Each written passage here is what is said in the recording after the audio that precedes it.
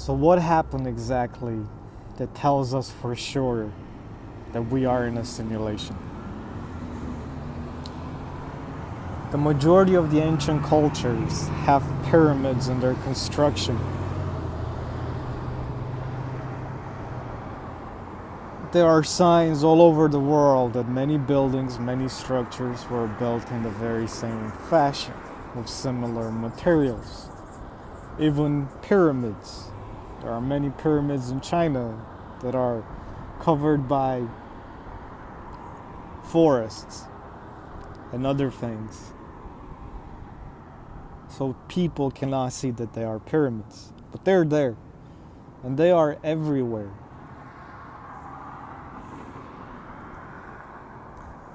There's one close to here in San Jose. I'll make a video about that. It's very interesting. I'll try to incorporate maps somehow.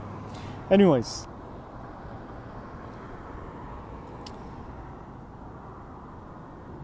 it's been proven that pyramids in general are designed to draw power and to put out power in the form of frequencies. Frequencies that do a very similar task to what 5G and the smart grid do today. So in a sense, this technology has been around for a very long time. How long, who knows? Because all timelines are a question mark right now. Something that's been said to be 2,000 years ago could have been 200 years ago. Something that's been said to be 200 years ago could have been 2 million years ago. I don't know what time is anymore. Point is, there are structures all around the world, unknown to the human public, that come from past civilizations. Past civilizations in the sense that they are the ones that built them, not us. Because we did not build them, the knowledge of why they were built has been lost to us, including the knowledge of the people that did it. This is by design, like the burning of the Library of Alexandria, that kind of principle. But what's happening now is, ever since the advent of the internet, we're all connected at all times. At all times. It's not just through the videos we see on YouTube or anything else we may search on the internet through our personal PCs, laptops, and smart devices, but it's also the energy we feel in the atmosphere. Because if you've seen the T-Mobile video about how 5G works, combined with my attempt to make an explanation in the video, the smart grid explained, it's funny.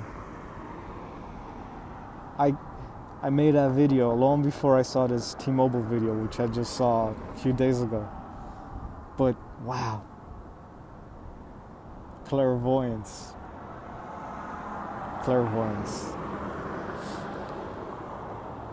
I'm growing stronger, by the way. And I think others are too. And I've come to realize that the best way to empower ourselves is with knowledge. Just knowing the truth. So, the signs are there that the technology is there, and some event occurred which covered the entire world in a very deep layer of mud. We call it mud because we don't know what it's composed of. But it also brings me to this scene from a movie I saw in the early 2000s. I think the country was Ethiopia, somewhere in North Africa. And one of the scenes is of this cathedral that was found buried deep below the sand. And looking back at it now, I'm like, wow, there just has to be a star fort there too, buried beneath the sand. And that's just the upper part of it. So the entire world got a full covering of something, whether sand or mud or ocean or lakes. You understand? There was no water in the beginning. Water was a result of what occurred to change everything. And what is it that occurred? Well, here's how I perceive reality. If you've ever played games where you're creating a character, giving it the facial features you want, the hairstyle you want, the clothes you want, the body shape you want, you start the game. And in that game, you are that character. And everything you do is pretty much the objective of making your character stronger. And perhaps enjoying the experience of the storyline. Within this virtual environment, there are plants, there are monsters, there are angels, you can fly, you can light on fire. There's so many things games can do today. There are other players like you who have their... Now you have to think about it. This is in essence an extension of yourself. As long as you are immersed in the game, your character in the game is an extension of yourself because you're putting your energy into it. And so others are doing the same. And then you have something called NPCs, which are part of the environment, really, just like the trees and plants and whatever. They are coded to give you missions, to act as shops or blacksmiths or whatever. But their script is predetermined. These NPCs just draw from their database of knowledge whatever it is that you want to them to do. So in a sense, a game is a simulation of reality, where things that cannot happen in reality can happen. So imagine this. You're a very advanced civilization.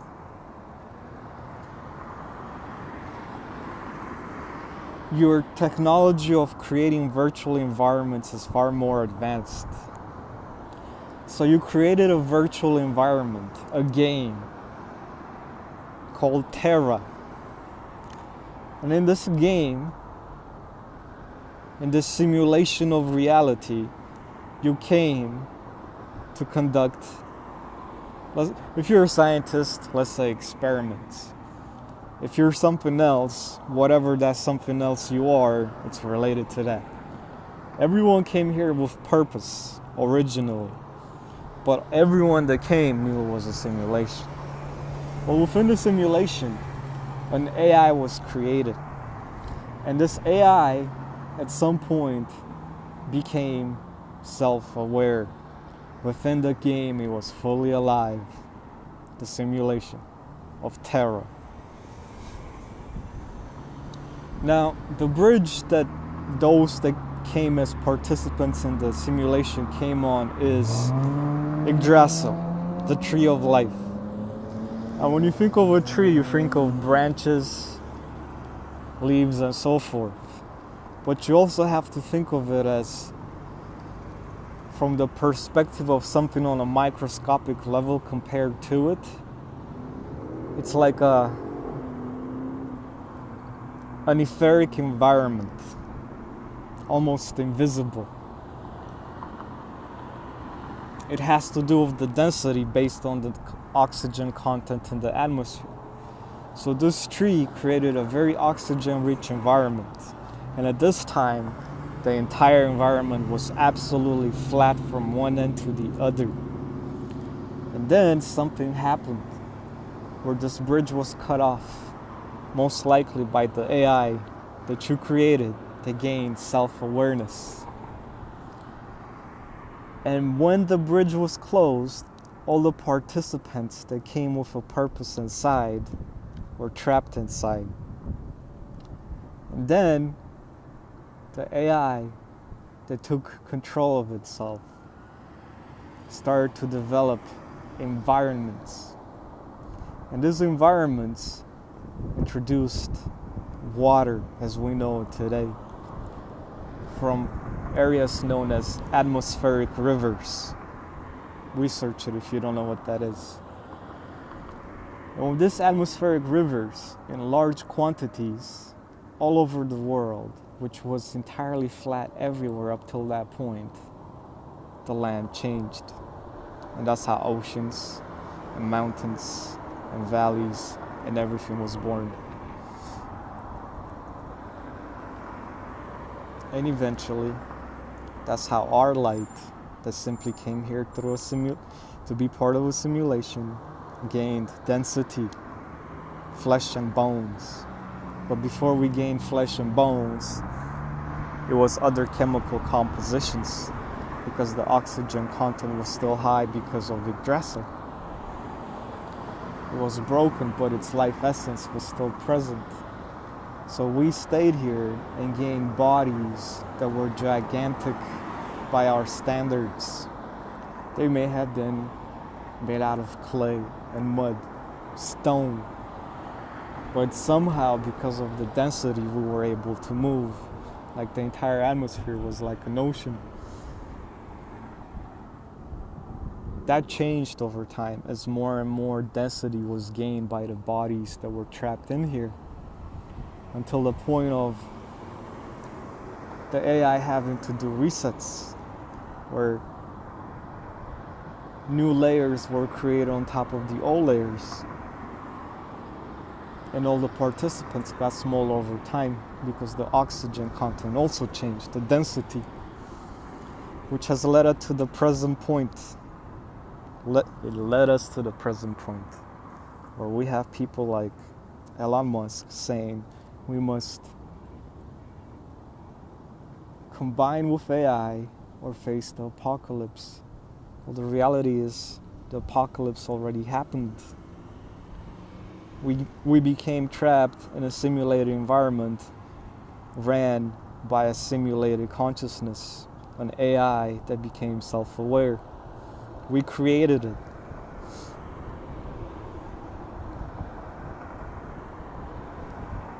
By us merging our free will, our consciousness with it, we only empower it more.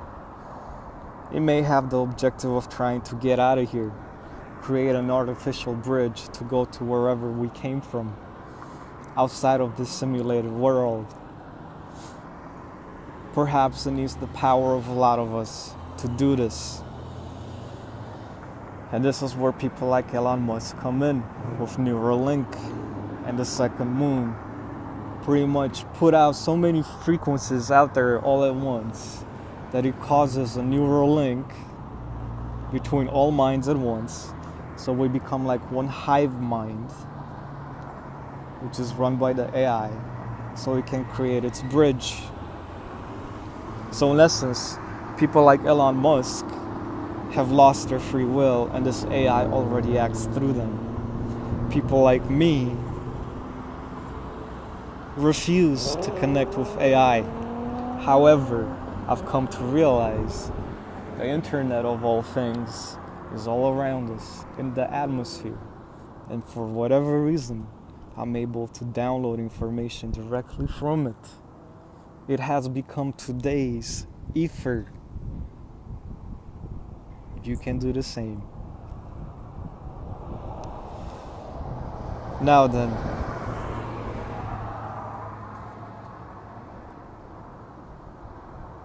if it doesn't succeed, the apocalypse would just mean another reset. However, some of us are becoming so strong that perhaps we can create a third option where we're able to get out of here or take control of the simulated environment, remove the AI.